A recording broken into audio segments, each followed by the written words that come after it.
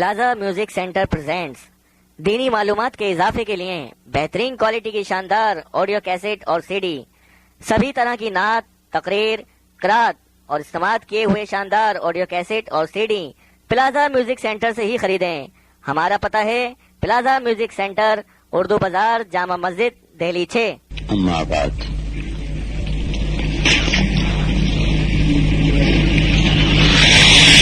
میرے بھائی اور دوستو، دنیا کے انسانوں پر جو سب سے بڑا حادثہ اور سب سے بڑی مصیبت آنے والی ہے وہ موت ہے۔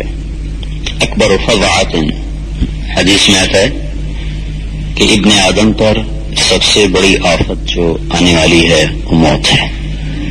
اور انسانی فطرت یہ ہے کہ یہ چھوٹی چھوٹی آفتوں کے بارے میں بھی سوچتا ہے، منصوبے بناتا ہے، پروگرام بناتا ہے، کل کی سوچ رکھتا ہے۔ جتنی بھی اللہ نے مخلوق پیدا کی ہے، اس میں کوئی مخلوق ایسی نہیں جو کل کے بارے میں سوچتی ہو۔ چیونٹی غلے اکٹھے کرتی ہے، شہد کی مکھی شہد بناتی ہے، کل کی سوچ سے نہیں، اپنی فطرت سے مجبور ہو کر۔ اس کو یہ نہیں پتا کہ یہ میرے کل کام آئے گا۔ اس کے اللہ نے جبلت ایسی بنائی ہے کہ وہ جمع کرتی رہتی ہے۔ انسان سوچے سمجھے منصوبے کے مطابق کل کے لیے سوچتا ہے۔ اللہ تعالیٰ بھی ہمیں کل کے لیے پریشان کر رہا ہے، فکر مند کر رہا ہے۔ اتقوا اللہ، ڈرو، ولتنظر نفس ما قدمت لغد، دیکھو کل آگے کیا بھیج رہے ہو۔ اور اللہ کا نبی بھی کہہ رہا ہے کہ غدن الحساب ولا عمل، کل حساب ہونے والا ہے اور عمل کوئی نہیں کر سکتا اس وقت۔ تو یہ سب سے بڑی آفت اور مصیبت ہے کہ انسان یہ دنیا چھوڑ جاتا ہے۔ کتنے ارمانوں سے آپ لوگوں نے گھر بنائے ہوئے ہیں، اور ہر شخص نے، حتیٰ کہ ایک چڑیا بھی گھونسلہ بڑے شوق سے بناتی ہے، ایک بجڑا وہ چھوٹا سا، وہ بھی بڑے شوق اور ذوق سے اپنے تنکے اکٹھے کرتا ہے اور اپنے لیے گھونسلہ بناتا ہے۔ یہ ہر جاندار کی فطرت ہے کہ رہنے کے لیے کوئی نہ کوئی ٹھکانہ تو بناتا ہے۔ کتنے ارمانوں سے انسان گھر بناتا ہے اور پھر خاموشی سے چھوڑ کے لوگوں کے کندھوں پہ سوار ہو کر جا کر وہ اندھیر کوٹھڑی میں جا کے سو جاتا ہے۔ اسپین سے کمبل منگوائے سونے کے لیے، 10 برس بھی سونے نہ پائے تھے کہ ہمیشہ کے لیے مٹی کی چادر اوڑھ کے سو گئے۔ بڑے سارے ڈیزائن دیکھ کر پلنگ بنوائے، بیڈ بنوائے، اور جب اٹھے تو ایک پل میں اٹھ کے چلے گئے اور جا کر مٹی کے بستر پہ ہمیشہ کے لیے سو گئے۔ اپنی خوابگاہ میں بڑی ڈیزائن کی لائٹیں لگوائیں، بڑے اس کے لیے خوبصورت قمقمے بلب لگوائے، اور چند دن بھی نہیں رہنے پائے تھے کہ اٹھ کے اندھیر کوٹھڑی میں جا کے سو گئے۔ ہر وقت اپنے گھر کو چمکانے والے جا کر وحشت اور تنہائی کے گھر میں اور کیڑوں کے ساتھ جا کے سو جاتے ہیں۔ بدن پہ ایک چیونٹی آ جاتا آدمی اس کو جھاڑ دیتا ہے، مار دیتا ہے۔ آج اس کے بدن پر کروڑوں کیڑے پھر رہے ہیں۔ جس چہرے کو گرمی سے بچاتا ہے، سردی سے بچاتا ہے، بھوک سے بچاتا ہے، تھکن سے بچاتا ہے، اسی چہرے پر آج کیڑوں کا حملہ ہے۔ کوئی اس کی آنکھیں کھا رہا ہے، کوئی اس کی گال کھا رہا ہے، کوئی اس کی زبان نوچ رہا ہے، کوئی اس کے ٹانگوں کو لگا ہوا ہے، اور وہ پیٹ جس کو بھرنے کے لیے ساری زندگی تھکے کھاتا رہا، وہی پیٹ قبر میں سب سے پہلے پھوٹ جاتا ہے۔ اور اللہ نے فرمایا، اے میرے بندے، دنیا کو لالچ کی نظر سے مت دیکھا کرو، قبر میں سب سے پہلے تیرے وجود کو جو کیڑا کھاتا ہے وہ تیری آنکھیں ہی ہوتی ہیں۔ سب سے پہلے یہ شمع بجھتی ہے اور اسی کو اللہ نکالتا ہے اور کیڑوں کو کھلا دیتا ہے۔ تو جس انسان کا یہ حسرتناک انجام ہو کہ موت اس کی شکاری ہو، آفات کے پھندے چاروں طرف اس کے گرد قائم کیے جا چکے ہوں، مصیبتوں کی کھائیاں قدم قدم پہ اس کے لیے کھود دی گئی ہوں، غموں کے بادل کبھی اس کے افق سے ہٹتے ہی نہ ہوں، خوشیوں کی کرن बिजली की चमक की तरह आके गुजर जाती हो, परेशानियों और तफक्कुरात के समंदरों में डूबा हुआ हो और बीमारियां उसके साथ अपना किरदार अदा कर रही हों, दोस्तों की बेवफाइयां, औलाद की नाफरमानियां उसके दिल पे निश्तर चला रही हों, कब्र रोजाना उसे पुकार रही हो, अना बैतुल वहशा, अना बैतुद्दूत, अना बैतुज़्ज़ुल्मा, मैं तन्हाई का घर, मैं अंधेरों का घर, मैं कीड़े मकोड़ों का घर। मेरे पास आना है तो कुछ ज़्यादा राह लेके आना। आप इस जिंदगी की गहराई में जरा देखें, गहराई में तो ये कितनी नापायदार, बेसबात, बेवफा, बेकरार जिंदगी है कि जहाँ कहीं पल इंसान को करार नहीं, कहीं पल इंसान को ठहराव नहीं। थोड़ी सी खुशियां देखता है और फिर चारों तरफ गमों के बादल। एक खुशी को लेने के लिए लाखों इसको पापड़ बेलने पड़ते हैं और वो खुशी आती है और चली जाती है और पता भी नहीं चलता। फिर वही तन्हाइयां, वही गम, वही परेशानियां इसका मुकद्दर बन जाती हैं। फिर एक दिन ये जिंदगी का तार भी तोड़ दिया जाता है और उठा के जाके कब्र में डाल के आ जाते हैं। और फिर इस तरह ये हो जाता है, कुन्ना कनदमान जदीमत हक़बतन मिन अद्दहर हत्ता क़ील लन यतसद्दअ फलम्मा तफर्रक़ना कअन्नी व मालिका लितूल इज्तिमाअन लम नबित लैलतन मआ। मैं और जजीमा, ये शेर पढ़ा था हजरत आयशा रजी अल्लाह अन्हा ने अपने भाई अब्दुर्रहमान रजी अल्लाह अन्हु की वफात पर, कि मैं और अब्दुर्रहमान ऐसे रहे कि लोग कहने लगे कभी जुदाई नहीं होंगे, और जब जुदाई पड़ी तो यूं लगता है जैसे कभी मिल बैठे ही नहीं थे, एक पल को भी ना बैठे थे। जिस औलाद को आप हाथों से परवान चढ़ा रहे हैं, तो चंद महीनों के बाद इनको याद भी नहीं रहेगा कि किसी ने हमारे लिए अपनी जवानी को घुलाया था और कोई हमारे लिए गर्मी सर्दी में धक्के खाता था और कोई हमारे लिए अपने जज्बात को ज़बा करके जोड़ जोड़ के, एक एक ईंट जोड़ के हमारे लिए आशियाना बनाया था। उसने याद नहीं रहेगा कि कोई मां थी जिसने पेशाब धो धो के अपने वजूद को नापाक कर दिया था और पखाने धो धो के अपने आप को भी बर्बाद कर दिया था और रातों को उठ उठ के अपनी हर ख्वाहिश को उसने दफन कर दिया था। जब वो मां मरेगी, अब तो जिंदगी में ही आंखें फिर जाती हैं, लेकिन जब वो मरेंगे तो यूं लगेगा जैसे कोई माँ बाप के बगैर ही हम हैं, कोई हमारा है ही नहीं। भूल जाते हैं सब, ये बेसबात जहान है, कोई इसमें वफा नहीं, मेहर नहीं, करार नहीं, सबात नहीं। तो मौत इसका सबसे बड़ा हादिसा है कि एक वजूद मट्टी में जाके सो जाता है, फिर एक जमाना आता है कब्र भी उखड़ जाती है, कब्र उखड़ जाती। और है उखड़ने के जैसे पक्की कब्र बनाना पसंदीदा क्यों नहीं कि जो चीज टूटने वाली है उसे मत संभाल कर रखो, उसने टूट ही जाना है, बल्कि मना है पक्की कब्र बनाना। हवाएं आके उसे उड़ा देती हैं, फिर औलाद को ये भी नहीं याद होता कि हमारी माँ कहाँ दफन है, फिर कहते यहीं कहीं कब्र थी अब मिट गई, यहीं कहीं अब्बा मरहूम थे अब पता नहीं कहाँ है, वो कब्र पे कब्र चढ़ी।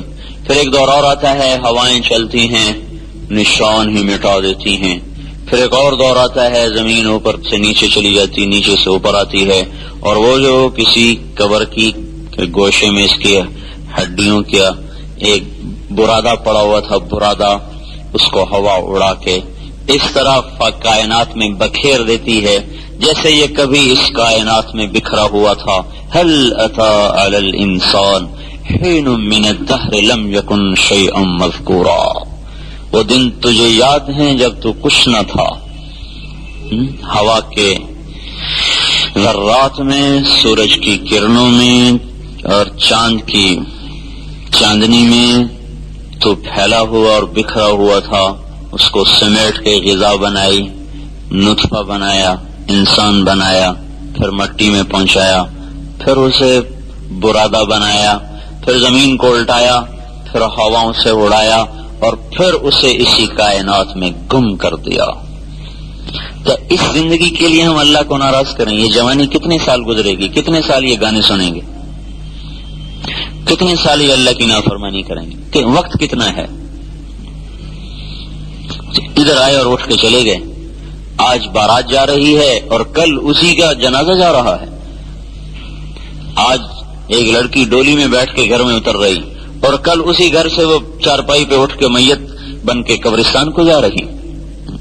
آج اس کے سر پہ صحرا سجا ہوا ہے کہ دولہا جا رہے ہیں، کل اسی کے سر پہ کافور لگایا گیا ہے کہ میت جا رہی ہے. اس ناپائیدار دنیا کے لیے ہم اللہ کو ناراض کر رہے ہیں کہ کوئی پتہ نہیں کہاں موت کی کھائی چھپی پڑی اور اس میں گیا اور بس لوٹ کے کبھی نہ آیا. اس ناپائیدار زندگی کے لیے اپنے آپ کو بیچ دینا بہت بڑی ہلاکت.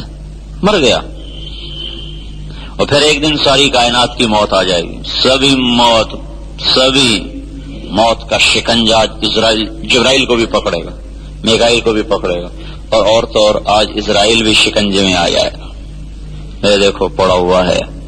اور پھر ان کو بھی اللہ ہوا میں اڑا کر اکیلا اپنی ذات کے ساتھ قائم، حی قیوم لم یزل لا یزال، ہمیشہ ابدی سرمدی دائمی ازلی اپنی ذات کے ساتھ ساری کائنات کو مار مور کے کہے گا این الملوک، آؤ بھائی کہاں ہے بادشاہ.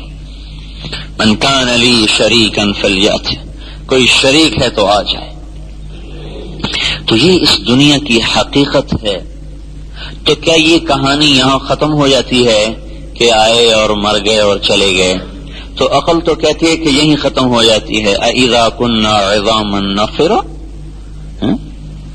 جب ہم بوسیدہ ہو گئے تو انا لمردودون فی الحافرہ، کیا اب ہم قبر سے واپس لوٹائے جائیں گے، آ جائیں گے؟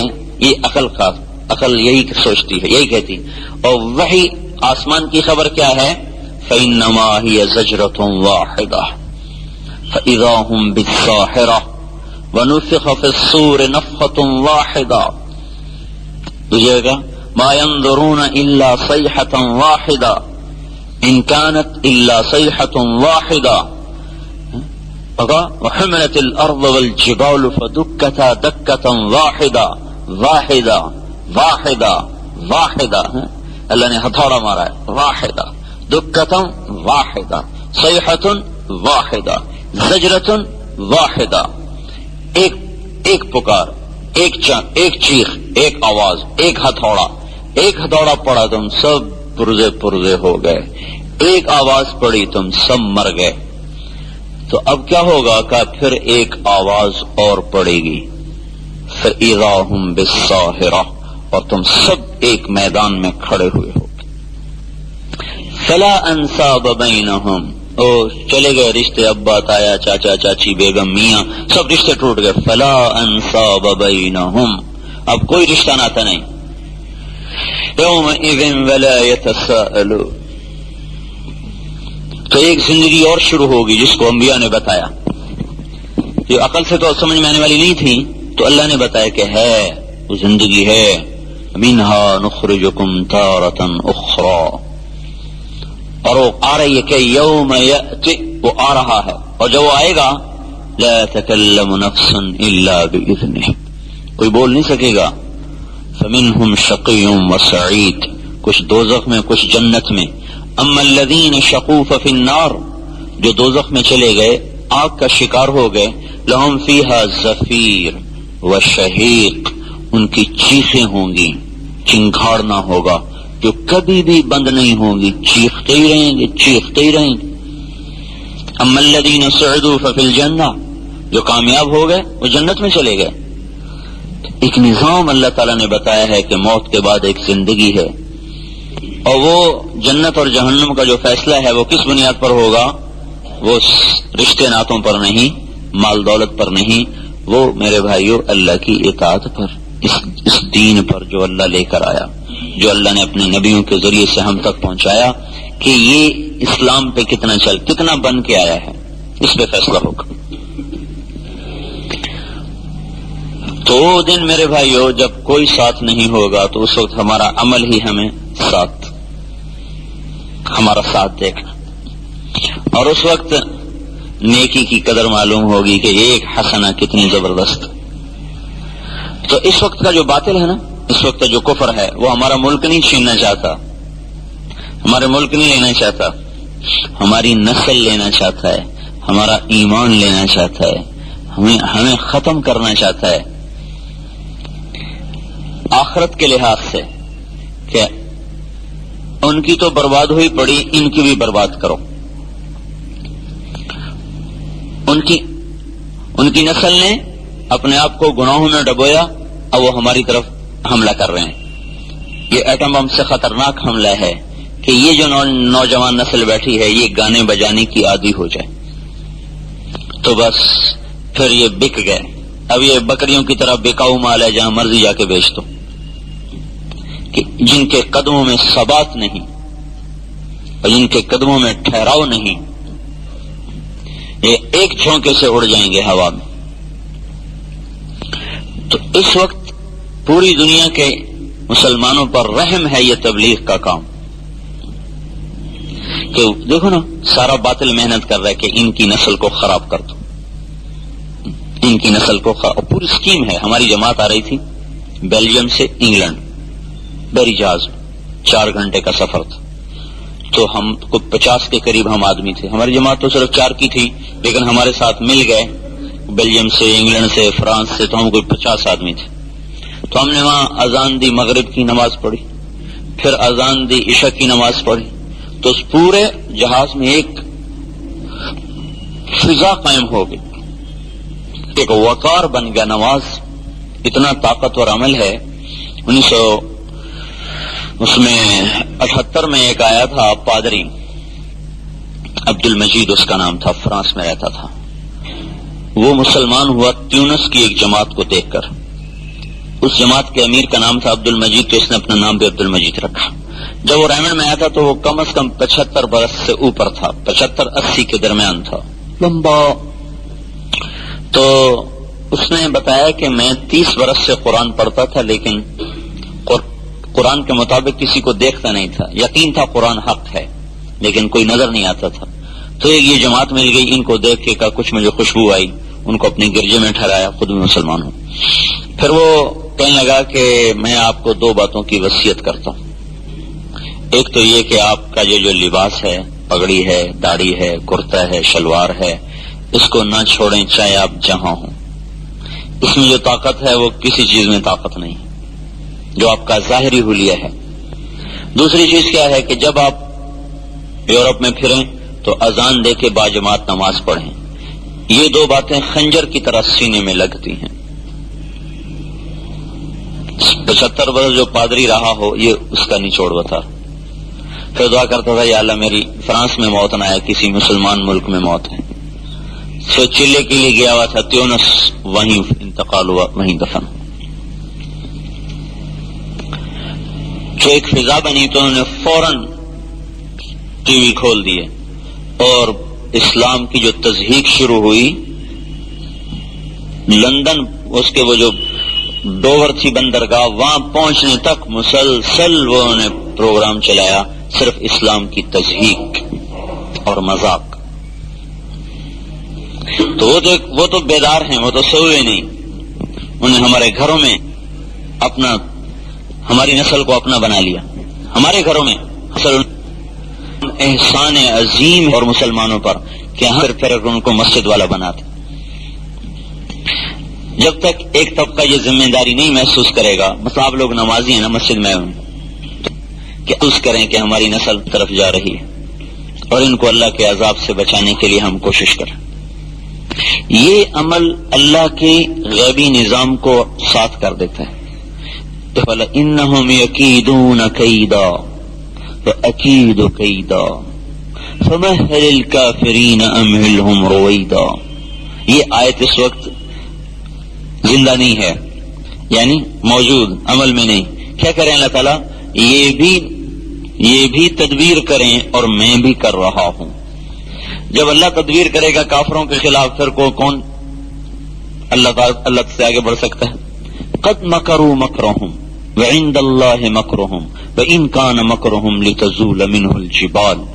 ان کا بھی مکر ایسا ہے کہ پہاڑ ٹوٹ جائیں، پر ہمارے بھی تو ہاتھ میں زمین آسمان ہے، ہم ان کے مکر کو چلنے نہیں دیں گے. تو میرے بھائیو، یہ تبلیغ کا کام آپ کا اپنے اوپر بھی احسان ہے. ساری فضاؤں میں دیکھو، سالوں جو مسجد سے متعلق نہیں ان کو آخرت کی بات سننے کو نہیں ملتی. انہیں پتہ ہی نہیں کہ بھئی موت کی بھی کوئی تیاری چیز کسی چیز کا نام اور آخرت کی تیاری بھی کسی چیز کا نام.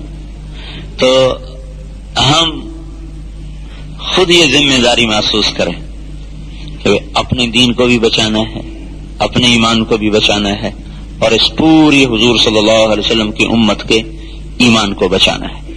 جس رخ پر یہ چل رہے ہیں ان کو ہلاکت کی طرف لے جائیں، اور اس ہلاکت سے بچانے کے لیے راستہ کوئی نہیں سوائے اس کے کہ یہ لوگ توبہ کریں. اگر یہ توبہ نہیں کرتے تو اللہ تعالیٰ کا غیبی نظام ہمارے خلاف چلتا رہے گا. چنگیز خان کے قاصد پر ظلم کیا. علاء الدین خارزم کے گورنر، اس کا نام تھا انیل جق، اس نے ان کو لوٹ لیا، مال بھی لوٹ لیا، بندے بھی قیدی کر لیے. تو چنگیز خان نے علاء الدین کے پاس وفد بھیجا کہ یہ تیرے گورنر نے ظلم کیا ہے، یہ ہمیں اس کا تلافی کرو. تو اس بے وقوف نے ایک قدم اور آگے بڑھایا، اس نے پورے وفد کو ہی قتل کروا دیا. ایک آدمی کو چھوڑا، اس کی آدھی داڑھی کاٹ دی، آدھی مونچھیں کاٹ دی، آدھی بھویں کاٹ دی، کہا جاؤ چنگیز کو میرا یہ جواب دے دو. تو وہ بیکال جھیل ہے روس میں، وہاں شکار کھیل رہا تھا. جب یہ آدمی پہنچا تو اس نے کہا کہ یہ میرے ساتھ ہوا ہے. تو ایک ٹیلے پر چڑھ گیا اور کہنے لگا کہ اے مسلمانوں کے خدا، مجھ پہ ظلم ہوا ہے تو میری مدد کر ان ظالموں کے خلاف. ایران میں جب وہ داخل ہوا ہے اور مسلمانوں کا لشکر آمنے سامنے ہوا ہے تو ایک اہل اللہ میں سے نکلے جہاد کے لیے تاتاریوں کے خلاف. تو دیکھا فرشتے چنگیز کے لشکر کے پیچھے کھڑے ہوئے اور کہہ رہے ہیں ایھا الکفر اقتلوا الفجر، اے کافروں کی جماعت ان ظالموں کی جماعت کو قتل کرو. تو چنگیز وہ عذاب بن کے اترا مسلمانوں پر کہ 44 بڑے بڑے شہر جن کی آبادی 20 لاکھ سے متجاوز تھی اس نے ایسے برابر کر دیا، آگ لگا دی. بامیان ہے نا یہ افغانستان میں بامیان، یہاں اس کا پوتا قتل ہو گیا لڑائی میں. چغتائی جو تیسرے نمبر کا بیٹا تھا اس کا، چغتائی اس کا بیٹا لڑائی میں قتل ہوا. تو جب وہ شہر فتح ہوا تو اس نے کہا اس شہر کے کتے اور بلے بھی ذبح کر دیے جائیں، کوئی زندہ نہ چھوڑے، معصوم بچے بھی ذبح ہو گئے، اور مرد عورت بوڑھے سب. ورنہ پہلے ان کا طریقہ یہ تھا جب شہر فتح ہوتا تو نوجوان لڑکیوں کو اور نوجوان لڑکوں کو الگ کر کے غلام بناتے تھے، بوڑھوں کو قتل کر دیتے تھے، مال لوٹ لیتے تھے. اس شہر میں یہ کیا کہ سب پہ تلوار چلا دی، کتے اور بلے بھی ذبح کر دی. تو وہ قہر اللہ کی طرف سے نازل تھا، حکومتیں ٹوٹ گئیں، بنو عباس کی اینٹ سے اینٹ بج گئی، ایران کی اینٹ سے اینٹ بج گئی، ترکستان کی اینٹ سے اینٹ بج گئی، افغانستان کی اینٹ سے اینٹ بج گئی. یہ دریائے سندھ تک آیا ہے چنگیز خان. دریائے سندھ کے کنارے پر آخری لڑائی ہوئی ہے جلال الدین کی اور چنگیز خان کی. تو جس میں جو مسلمانوں کو شکست ہوئی. تو ایک مشہور ہو گیا کہ اگر تاتاریوں کے بارے میں کوئی کہے کہ ان کو شکست ہو گئی تو کبھی نہ ماننا، انہیں شکست ہو ہی نہیں سکتی. تو اتنی بڑی طاقت بن گئے تھے کہ ان کو سیاسی طور پہ یا مادی طور پہ توڑنا ناممکن ہو گیا تھا. تو اللہ نے پھر تبلیغ کی طاقت کو ظاہر فرمایا اور اس دعوت کی طاقت کو اللہ تعالیٰ نے ظاہر فرمایا. چنگیز خان مر گیا، اس کا بیٹا تھا جوجی، اس کو اس نے روس کی سلطنت دی. دوسرا بیٹا تھا اغدائی، اس کو اپنا کیپٹل دیا قراقرم، گوبی، صحرائے گوبی میں. اور تیسرا لڑکا تھا اس کا چغتائی، جس کو اس نے ترکستان کی سلطنت دی.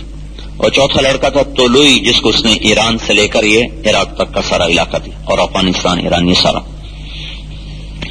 تو ہلاکو خان کا زمانہ تھا. ہلاکو یہ اس کا پوتا ہے چنگیز خان کا، جس نے بغداد کو تباہ کیا اور مصر پر حملہ کرنے جا رہا تھا. اور مصر آخری ملک رہ گیا تھا مسلمانوں کے پاس، باقی سب ہاتھ سے نکل چکا تھا. اور کہ بس اب ہم ختم، لڑنے کی طاقت ہی نہیں تھی. تو اللہ تعالیٰ کا ایک نظام چلا. کچھ لوگوں نے اور ایک اس میں کتاب میں یہ بھی تھا کہ رکن الدین بیبرس جو مصر کا بادشاہ تھا اس نے کچھ علماء کو تاجروں کے بھیس میں بھیج دیا تاتاریوں میں کہ جاؤ ان کو دعوت دو، تبلیغ کرو، کوئی مسلمان ان میں ہو جائے اور ہمیں کوئی طاقت نہیں ان سے ٹکر لینی. تو بڑا بیٹا جو جوجی تھا اس کا پڑپوتا تھا برکا خان اباقہ اور اس کا بیٹا برکا پوتا، وہ اس وقت میں روس کا حکمران تھا. تو یہ ترکستانی تاجر جو سودا بیچتے ساتھ تبلیغ کرتے تو تاتاری خال خال مسلمان ہونے لگے. ان میں ایک وزیر تھا یا بڑا آدمی تھا برکا خان کا ہم نشین، وہ مسلمان ہو گیا.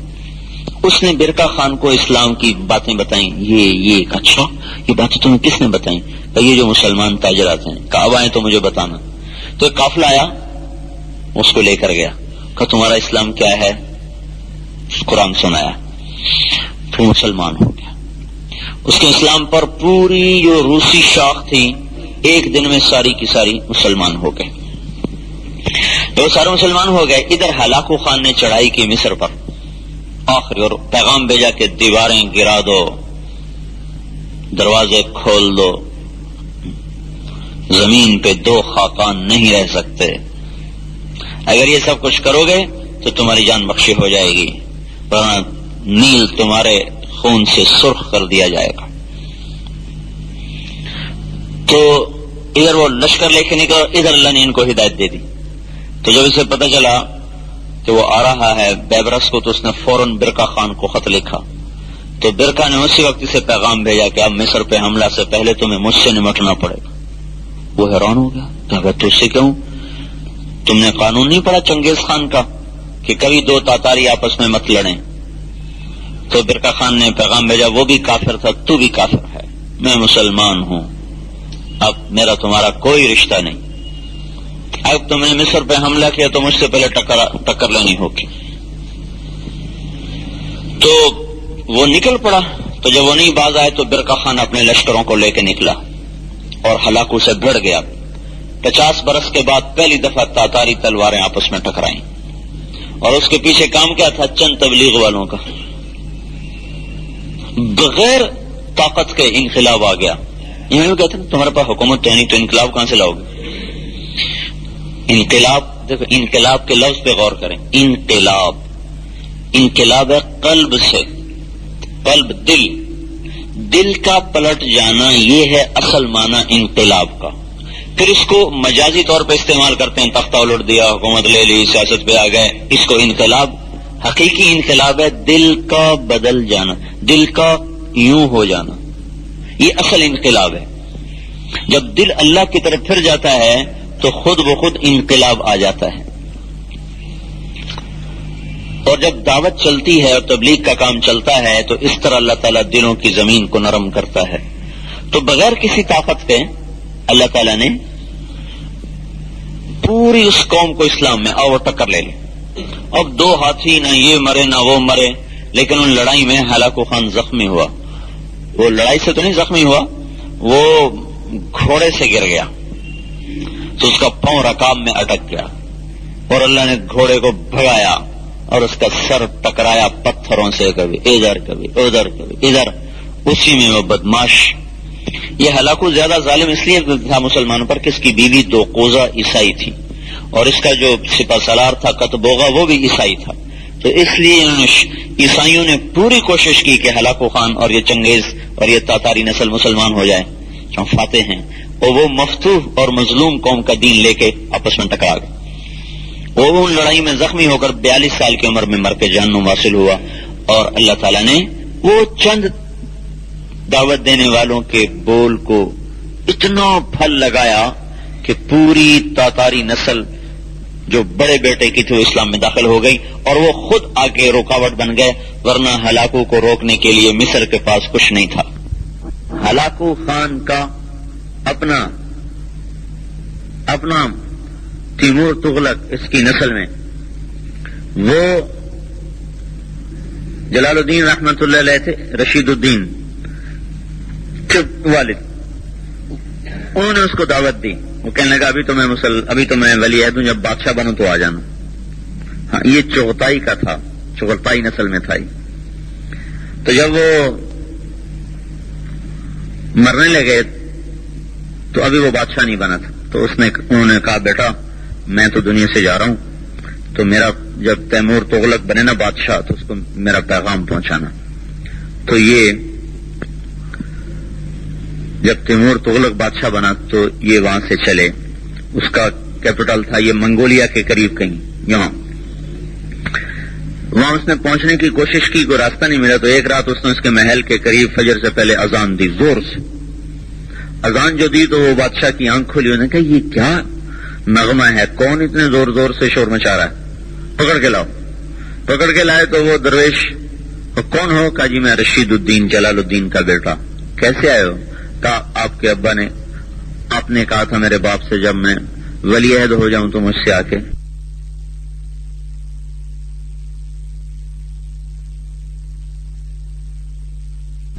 پکڑ کے لائے تو وہ درویش کون ہو؟ کہا جی میں رشید الدین جلال الدین کا بیٹا. کیسے آئے ہو؟ کہا آپ کے ابا نے، آپ نے کہا تھا میرے باپ سے جب میں ولی عہد ہو جاؤں تو مجھ سے آ کے مل لینا. کہا ہاں بتاؤ اسلام کیا ہے.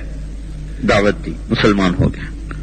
مسلمان ہوتے ایک وزیر کو بلایا، کہا میں مسلمان ہو گیا ہوں تو کیا کہتا ہے؟ اس نے کہا میں تو پہلے سے ہوا پڑا ہوں، تیرے ڈر سے نہیں بتایا. 4 وزیر تھے اس کے، ایک مسلمان ہوا پڑا. 3 اور تھے ان کو بلایا، ان کو دعوت دی، تینوں مسلمان ہو گئے. 4 مسلمان ہو گئے. پھر اپنے سالار کو بلایا، کہا میں مسلمان ہو گیا ہوں تم کیا کہتے ہو؟ انہوں نے کہا جی میں زبان کا بول نہیں سمجھتا، تلوار کا بول سمجھتا ہوں. یہ مجھ سے لڑے جو آپ کو اسلام کی دعوت دینے آئے، مجھے یہ زیر کر لے تو میں مسلمان ہو جاؤں گا، نہیں کرتا تو پھر نہیں ہوگا. انہوں نے کہا یہ تو کوئی بات نہیں، ایک عقلی چیز کو تم تلوار سے سمجھنا چاہتے ہو تو بس میرے پاس اور کوئی راستہ نہیں سمجھنے کا. تو رشید الدین رحمت اللہ کہنے لگے جی میں لڑوں گا اس سے. اور کہا بھائی مارا جائے گا، یہ تو جن ہے، ساری زندگی لڑائیوں میں گزری، تو کون لڑے گا اس سے؟ کہا نہیں جی میں لڑوں گا اس سے. اگلا دن طے ہو گیا، شہر میں منادی ہو گئی. انہوں نے رات اللہ سے مانگا تیرے کام کو آیا ہوں، مروانا ہے تو مروا دے، کروانا ہے تو کروا لے. اگلے دن شہر کٹھا، بادشاہ وہ لوہے کی 2 زریں پہن کے آیا اور دونوں ہاتھ میں تلوار. ان کے ہاتھ میں کچھ بھی نہیں، خالی ہاتھ اور دونوں ہاتھوں میں تلوار. جب مقابلے میں آیا تو دیکھا خالی، تو اپنی ایک تلوار کہنے لگا یہ لو میری تلوار. تو انہوں نے الٹے ہاتھ سے تلوار لی اور سیدھے ہاتھ سے اس کے سینے پہ یوں مکہ مارا. اللہ! اور اس کو مکہ لگا ہلکا سا، 3 کلا بازیاں کھا کے وہ گرا زمین پر اور بے ہوش ہو گیا. کھا کے وہ گرا زمین پر اور بے ہوش ہو گیا. جب ہوش آیا تو کہنے لگا بس مجھے ایک ہی مکے سے اسلام سمجھ میں آ گیا، کافی ہے، زیادہ کی ضرورت کوئی نہیں.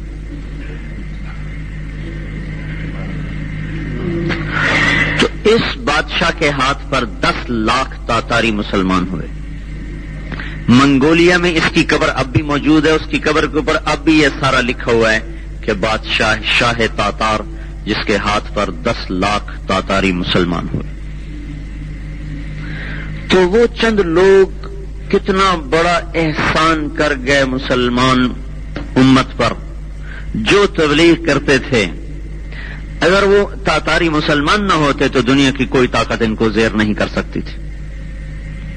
جو 3 دن بغیر کھائے پیے گھوڑے کی پشت پہ دوڑتے چلے جائیں. زیادہ پیاس لگتی تھی تو ایسے گھوڑے کی پشت میں خنجر مارتے تھے، اس میں سے خون نکلا وہ پی لیا. یہ ان کا پانی تھا. ایسی قوم سے کون ٹکر لے سکتا تھا؟ اللہ نے انہی کو مسلمان کر دیا. اور اب تاتارستان میں ایک بھی کافر نہیں، سارے تاتاری آج بھی مسلمان ہیں. روس میں جو ریاست ہے تاتارستان. تو وہ ہم تہرائی کو سمجھیں، ات کو بڑا عظیم و شان کام دیا ہے. آپ اپنے گزار کے تو ہر کوئی چلا ہی جائے گا، کیوں نہ اس طرح گزرے کہ بعد میں آنے والی نسلوں کے لیے پر بھی ہم احسان کر کے جائیں اور ہمارے لیے نامہ اعمال کھلا رہے، مرنے کے بعد بھی ہمارے لیے ثواب کے سلسلے چلتے رہیں. تو اس میں اپنے ایمان کی بھی حفاظت ہے، باہر کی فضا تو دیکھیں. تو اس لیے بھائی گزارش یہ ہے کہ آپ خود اپنی طور پر مسجد میں نماز پڑھنے، یہ بھی ٹھیک ہے، لیکن ختم نبوت سے مناسبت ہے تو یہ سوچیں کہ اور کتنے ہیں جن کو مسجد میں لانا ہے. اپنی گلی میں سوچیں کتنے لوگ ہیں جو مسجد میں آتے ہیں, کتنے نہیں آتے. جو نہیں آتے ان کو سلام کرنا. اپنی اپنی گلی میں آپ دیکھیں, اپنے گھر میں دیکھیں, میرے گھر میں کتنے نماز پڑھتے ہیں, کتنے نہیں پڑھتے, میں ان کو کیسے نماز پلاؤں. میری گلی میں کتنے ہیں جو نماز نہیں پڑھتے. یہ پہلے اور بعد نہیں کہ پہلے گھر والے پھر بعد میں, سب ایک ہی وقت میں. اپنے گھر والوں پر بھی ہو, ساتھ والوں پر بھی ہو, برابر والوں پر بھی ہو. یہی سنت ہے. جیسے ہمارا ہے نا ایک غلط بات کہ پہلے اپنے گھر والوں کو سمجھاؤ پھر اوروں کو سمجھاؤ. گھر والوں کو بھی سمجھاؤ, پہلے لفظ نہیں, گھر والوں کو بھی اوروں کو بھی. جیسے کہ اگر یہ بات ہوتی تو پھر جب تک بنو ہاشم مسلمان نہ ہوتے تو آپ کسی کو تبلیغ نہ کرتے. اور بنو ہاشم میں صرف 2 آدمی مسلمان ہوئے مکی زندگی میں, ایک حضرت علی, ایک حضرت عباس اور ایک حضرت عقیل یا حضرت جعفر رضی اللہ, 4 جو معروف آدمی. بنو ہاشم آپ کا خاندان, قبیلہ نہیں خاندان. آپ کے خاندان کے مسلمان چچا میں حمزہ اور عباس 2 آدمی, 2 چچا, باقی کوئی مسلمان نہیں ہوا. اور آگے ان کی اولادوں میں علی, عقیل اور جعفر رضی اللہ تعالیٰ عنہ, باقی کوئی مسلمان نہیں ہوا. تو اگر یہ ہوتا نا پہلے گھر والوں کو تبلیغ کرو, پھر پڑوسیوں کو کرو, پھر محلے کو کرو, پھر شہر کو کرو, پھر ملک کو کرو, پھر جہان کو کرو, تو پھر آپ ساری زندگی مکے میں ہی رہتے, مدینے نہیں جاتے. مدینے میں کل 250 آدمی مکے میں مسلمان ہوئے اور اب مکہ چھوڑ کے مدینے چلے گئے. پھر دوسری بات کیا تھی, پھر خاندان ہے, پھر قبیلہ, تو پھر آپ قریش کو محنت پر دعوت دیتے. جب تک قریشی مسلمان نہ ہوتے آپ کسی اور کو دعوت نہ دیتے. یہ بات بھی نہیں ہے, چونکہ ہدایت اللہ کے ہاتھ میں ہے. کیا پتا کس کو اللہ دے دے, لہذا سب پہ محنت کرو. خدا نہ خواستہ اولاد کے مقدر میں نہیں, پڑوسی کی اولاد کے مقدر میں ہے. اس کو نہ ملے تو اس کو تو مل جائے. پھر تو نوح علیہ السلام تبلیغ کر ہی نہیں سکتے تھے, ان کے بیٹے تو آخر تک مسلمان نہیں ہوا. تو کہتا میں کیسے اوروں کو بات کروں, میرا تو بیٹا ہی مسلمان نہیں. اپنی بیوی مسلمان نہیں ہوئی تو کیا کہتے میری بیوی مسلمان نہیں, پہلے اسے مسلمان کروں پھر اوروں کو کروں. کیونکہ کسی کو ٹھیک کرنا ہمارے ذمے نہیں, ہاں ٹھیک کرنے کی محنت کرنا ہمارے ذمے. جیسے ڈاکٹر کسی کو ٹھیک نہیں کر سکتا, ٹھیک کرنے کی محنت اس کے ذمے ہے. شفا نہیں دے سکتا, شفا تک پہنچانے کی محنت اس کے ذمے ہے. دوائی دے, نسخہ دے, پھر بدلے, پرہیز بتائے, علاج بتائے, آپریشن کرے, لیکن شفا وہ اوپر سے آئے گی. تو ہمارے ذمہ ہے کہ ہم اپنے محلے پر, گھر پر, اولاد پر, پڑوسیوں پر محنت کریں. پتہ نہیں کس کو اللہ پہلے ہدایت دے دے. وہ بلال کی سنو, حضرت بلال. حضرت بلال کہا کرتے تھے یا اللہ تیرا شکر ہے تو نے ہدایت اپنے ہاتھ میں رکھی. اگر ہوتی تیرے نبی کے ہاتھ میں پہلے بنو ہاشم کو دیتا پھر قریش کو دیتا, پتہ نہیں بلال کا نمبر آتا کہ نہ آتا. پہلے بنو ہاشم لیتے, پھر قریش لیتے, پھر مکے والے لیتے, پھر عرب لیتے, پھر پتہ نہیں بلال کا نمبر آتا کہ نہ آتا. میرے مولا تیرا کرم ہے, تو نے اپنے ہی ہاتھ میں رکھی, جسے چاہ دے دیا. وحشی کے آپ نے قتل کا حکم دیا, جہاں ملے قتل کر دو. ہو کلمہ پڑھ کے مسجد میں آ گیا. اور عبداللہ بن ابی سرحہ, انہوں نے یہ پہلے اسلام لائے پھر مرتد ہو گئے, پہلے اسلام لائے پھر مرتد ہو گئے, اور آپ کی شان میں بڑی گستاخی کی. تو آپ نے اعلان کیا مکے میں جہاں ملے قتل کر دیا جائے. یہ تھے حضرت عثمان کے خالہ زاد بھائی, ان کے پاس آئے, خدا کے واسطے میری محنت کرو, میں توبہ کرتا ہوں. اب جو آئے انہوں نے کہا یا رسول اللہ یہ عبداللہ آیا ہے تائب ہو کر, آپ اس کی بیعت فرما لیں. تو آپ خاموش رہے. پھر کہا تو آپ نے بیعت فرما لیا, لیکن ساتھ ہی کہا تم میں کوئی نہیں تھا جو اس کی گردن اڑا دیتا. تو انہوں نے کہا یا رسول اللہ آپ نے اشارہ ہی نہیں کیا. تو آپ نے فرمایا نبی کے لیے حلال نہیں کہ وہ اس کی آنکھ خیانت کرے, لیکن جب تم دیکھ رہے تھے کہ میں اس کی بیعت نہیں لے رہا تو تم آ جاتے, صفایا کر دیتے. لیکن وہ جو اندر سے تائب ہو گئے تھے تو اللہ نے اس پر, وہ کس مقام پہ پھر پہنچے. شمالی افریقہ کے پہلے فاتح وہ ہیں عبداللہ بن ابی سرحہ. پہلا صحابی جس نے شمالی افریقہ میں قدم رکھا وہ عبداللہ ہے, اور مصر کے گورنر تھے. فجر کی نماز پڑھا رہے تھے, فجر کی نماز السلام علیکم ورحمۃ اللہ, دوسری طرف پھیرنے لگے اور ساتھ ہی مر گئے. اس طرح اللہ کی بارگاہ میں پہنچے. پتہ نہیں کس کے مقدر میں ہدایت ہے. تو اپنے گھر پر بھی محنت کرنی ہے کہ میں بھی اللہ کے حکم پہ چلوں. میرے بھائی، میری بہنیں، میری ماں، میرا باپ یا میاں کہ میری بیوی، میرے بچے. پڑوس پر بھی، محلے پر بھی، شہر پر بھی، ملک پر بیک وقت. تو روزانہ کی محنت ہے. اپنے گھر پر، گھر میں تعلیم کریں، یہ گھر کے لیے محنت. اپنے محلے کا گشت کریں، یہ محلے کی محنت ہے، پڑوس کی محنت. 3 دن کے لیے باہر جائیں، یہ اپنے اطراف پر، اپنے شہر پر محنت ہے. چلے کے لیے پھریں، یہ پورے ملک پر محنت ہے، چلے 4 مہینے کی. سال کے لیے باہر کے ملکوں میں جائیں 7 مہینے کے لیے، یہ ساری دنیا پر محنت ہے. یہ نظام محنت ہے اس ساری تبلیغ کی جتنی بھی نقل و حرکت ہے. اور یہ اس چیز کے گرد گھوم رہی ہے کہ ہر شخص کو محنت کرنے والا بنایا جائے. چونکہ کوئی انجیکشن نہیں کہ لگا دیا جائے تو وہ جنید بغدادی بن جائے، ایسا کوئی نقشہ نہیں. نہ کسی ولی کی اولاد فاسق نہ ہوتی، کسی نبی کی اولاد میں کوئی کافر نہ ہوتا. لوط علیہ السلام جیسا اولو العظم پیغمبر، بیوی کافر. جو نہیں لے گا اللہ نہیں دے گا، جو لے گا اللہ ضرور دے گا، اس تک ہدایت پہنچائے گا اللہ تعالیٰ. لیکن طلب ہو، اگر طلب نہیں تو کوئی نہیں دے سکتا. تو ہمارے یہاں جہالت ہے نا، ایک نظر پائی تے بیڑا پار کرتا ہے. ایک نظر پانے سے ڈاکٹر تو بنتا نہیں، کوئی دے گا؟ ایک نظر ڈالی اور ڈاکٹر بنا دیا، اگر کوئی یوں کہے تو یہ بات مانی جائے گی؟ ایک نظر ڈالی اور اسے انجینئر بنا دیا، گوڈے جڑ جاتے ہیں پڑھ پڑھ کے تب بھی ڈاکٹر نہیں بنتا. تو متقی بننا کوئی اتنا آسان کام ہے کہ ایک نظر ڈالی اور متقی بن گیا؟ اللہ کا محبوب بننا یوں ہوتا ہے. یہ دین کی عظمت کے نہ ہونے کی وجہ سے یہ ہے. ادھر سلام پھیرا تو سب کو عالم بنا دیا، ادھر سلام پھیرا تو سب کو حافظ بنا دیا. میں کہ ایڈا سوکھا 3.5 سال ہو گئے، گوڈے نار جڑ گئے، حالی دین سے علم نہیں حاصل کر سکے. یہ ایڈا ہی سوکھا بنا چھڑے، میں ویکھیا تو عالم بن گئے، تو ادے ویکھیا تو حافظ بن گئے. یہ قرآن کی عظمت کوئی نہیں دل میں، نہ علم کی عظمت ہے. میں جب کالج پڑھتا تھا نا تو میں سمجھتا تھا 6 مہینے میں آدمی مولوی بن جاتا ہوگا. اب پتہ چلا 30 برس گزر گئے اب بھی نہیں بنے. تو یہ عظمت ختم ہوئی پڑی ہے کہ محنت کا دستور کو باجی کو ایک نظر ہی کو ہو جاوے بس. جی سنتا نظر چاہیے تھی. خدا کے بندے خود بھی تو دھکے کھا، اولاد کے پیچھے چلو اسکول، چلو اسکول، چلو اسکول، لے جاؤ کسی اللہ والے کے پاس، ایک نظر پا دو ڈاکٹر بن جاوے. کبھی کیا بتاؤ؟ کسی نے کیا؟ ایک نظر پا دے بس انجینئر بن جاوے. ہو سکتا ہے؟ نہیں. اللہ کر سکتا ہے، اللہ کر سکتا ہے، لیکن اللہ پاک کی سنت ہے محنت کے ساتھ جوڑا ہے. اگر آپ محنت نہیں کریں گے اللہ تو اللہ دے سکتا ہے. اللہ نبی کو جو نبی بناتا ہے تو کوئی نبی محنت نہیں کرتا. نبی بننے کی محنت کوئی نہیں کرتا، بس اللہ چن لیتا ہے. چل تو میرا نبی ہے. موسیٰ علیہ السلام آگ لینے جا رہا ہے، چل تو میرا نبی ہے، چل.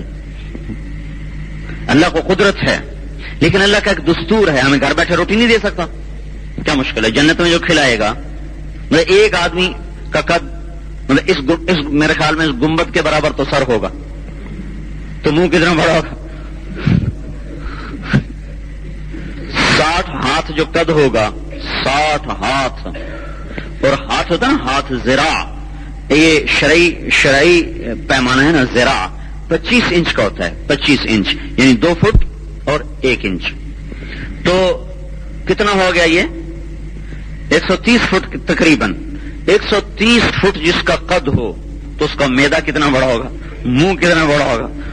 پھر وہ کھاتے ہوئے پاخانہ کوئی نہیں، پیشاب کوئی نہیں، کوئی ہاضمولہ، کوئی چورن کوئی نہیں، کوئی پھکی کوئی نہیں، کوئی کارمینہ کوئی نہیں.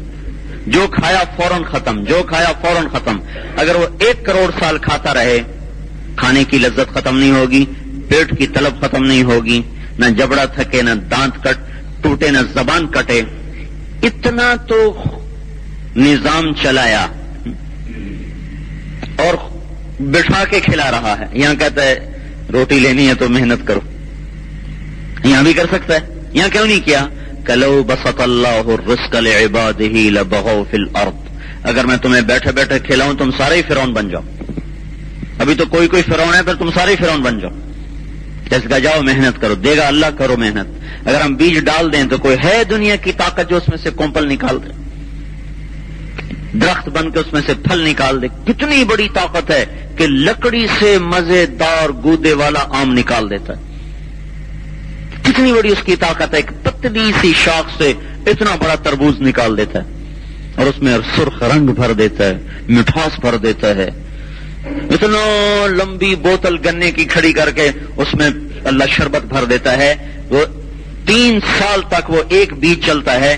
یہاں وہ بڑی سے بڑی کمپنی بھی شربت بنا کے لکھتی ہے ایکسپائری ڈیٹ، اس کے بعد یہ ایکسپائر ہو جائے گا. لے بھائی، یہ پورا سال بارش بجلی گرج چمک میں کھڑا، ایکسپائر ہی نہیں ہوتا.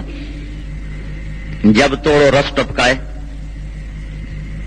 آپ حلوہ بنائیں گے تو 2 گھنٹے بعد ٹھنڈا اور خراب، اور 4 گھنٹے گزریں گے تو کیڑے پڑ جائیں گے. اللہ نے کیلے میں حلوہ پکا کے رکھ دیا ہے، چل بھائی جب مرضی کھا، بے دانت کے بھی کھائے، دانت والا بھی کھائے. کیسا حلوہ رکھا ہوا ہے اس میں؟ تو کوئی کیلے میں سے ایسا گودا نکال سکتا ہے؟ انسان عاجز ہے. تو جو اللہ اتنی طاقت سے یہ نظام چلا رہا ہے تو ہمیں بھی بٹھا کے دے سکتا ہے کہ نہیں جاؤ کوشش کرو، اس میں بھی تمہارا امتحان ہے تاکہ حرام سے بچو حلال ہو. ایسی اللہ سب کو ہدایت دے سکتا ہے، پر دین کو ایسا سستا تو نہ سمجھے بس نظر سے ہی کام بن گیا. طلب کے بغیر حضور صلی اللہ علیہ وسلم سے بڑی طلب کس کی ہوگی؟ نظر کس کی ہوگی؟ حضور صلی اللہ علیہ وسلم سے بڑی نظر کس کی ہوگی؟ ابو طالب پہ کتنی آپ کی نظر پڑی؟ ابو طالب پہ کتنی نظر پڑی آپ کی؟ اور آخر وقت کا اچھا ایک دفعہ کہہ یا انت فقلھا احاج لک بہا عند اللہ یوم القیامہ. بس ایک دفعہ سنا دے، باقی میں جانوں میرا اللہ جانے. ایک دفعہ. اور جواب کیا آیا؟ فاصدع بامرک لم تصبک صبابۃ ولقد صدقت وكنت قبل امينا ولقد علمت بان دين محمد من خير اديان البرية دينا لولا الملامة او حذار مسبة لوجدتني سمحا بذاك مبينا. اوہو، کیا کہا؟ اے بھتیجے کھل کے کہہ جو تو کہتا ہے. تو پہلے بھی سچا تھا، تو آج بھی سچا ہے. مجھے پتا ہے تیرے دین جیسا دنیا میں کوئی دین نہیں ہے، پر میں نے تیرا کلمہ پڑھا تو قریش کی عورتیں تانے دے گی کہ بھتیجے کے پیچھے لگ گیا، میں نہیں پڑھوں گا. طلب نہیں تھی تو رسول اللہ کی نظر نے بھی کام نہیں کیا.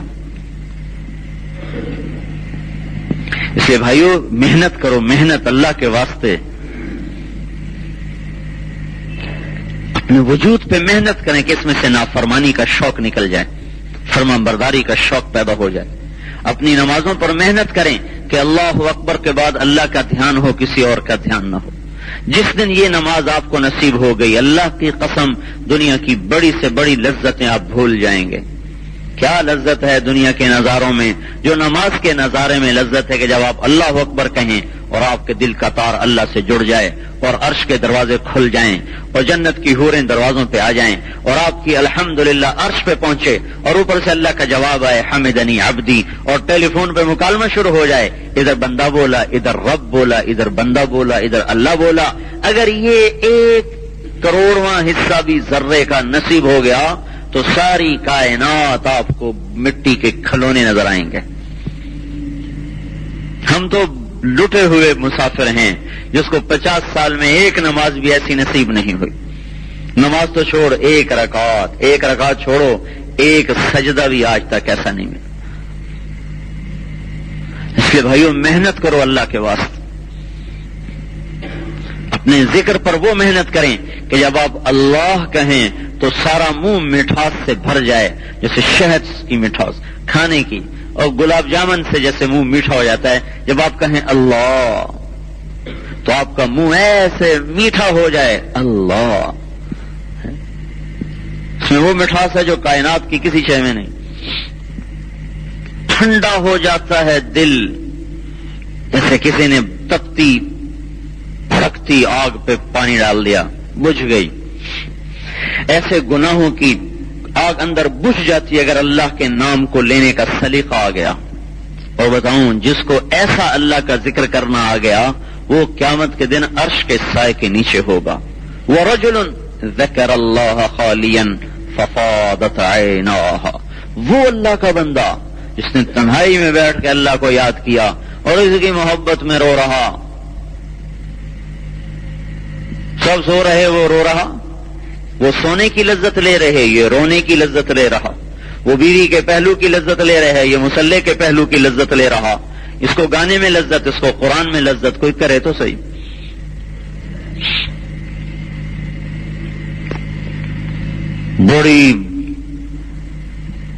بڑی ہی لٹی ہوئی قوم ہیں ہم،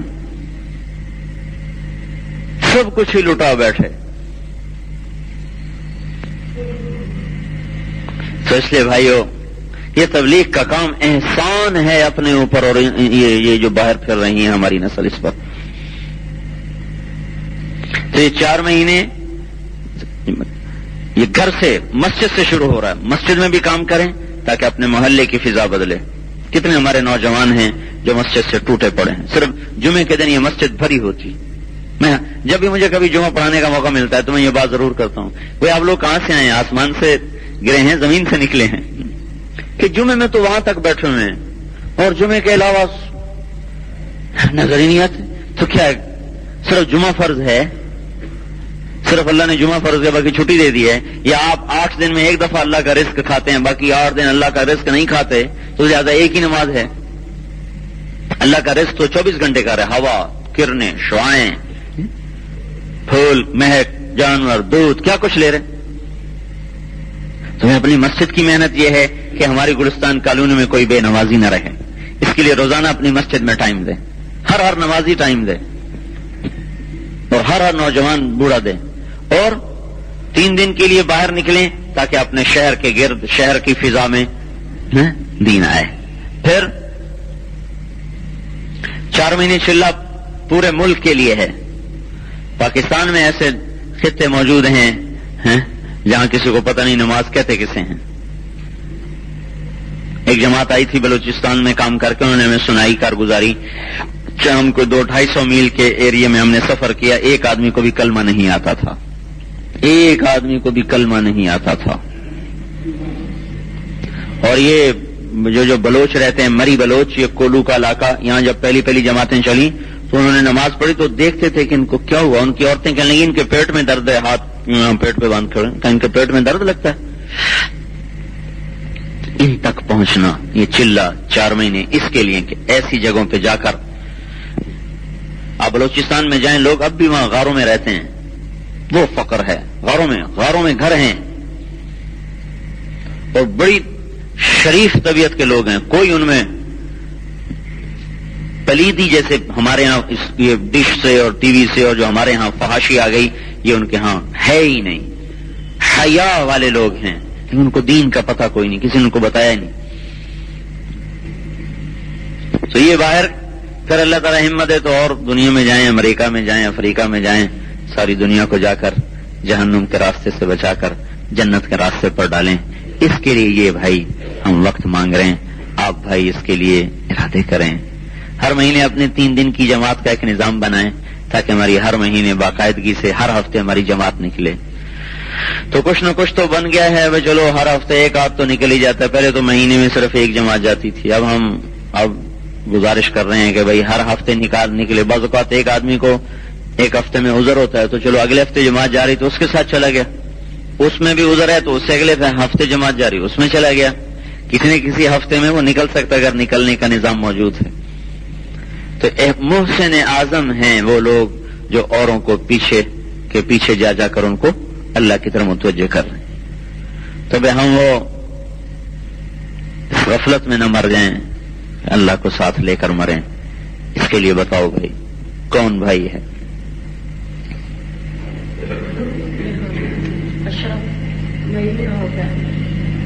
جن کے 4 مہینے چلے نہیں لگے وہ تو اس کے ارادے فرمائیں، باقی اپنے اپنے ہفتے طے کر لیں۔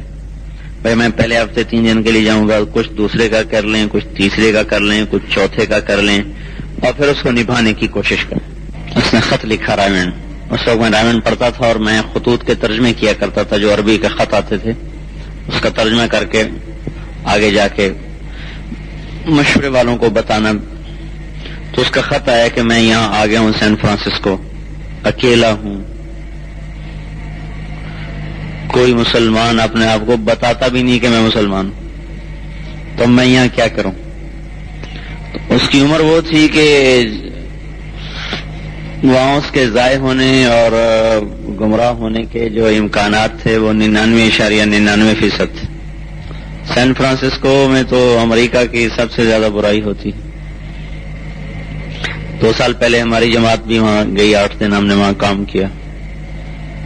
تو یہاں سے اس کو جواب گیا کہ آپ جب جاتے ہیں یونیورسٹی میں تو آپ وہاں اذان دے کے با جماعت نماز کی کوشش کریں.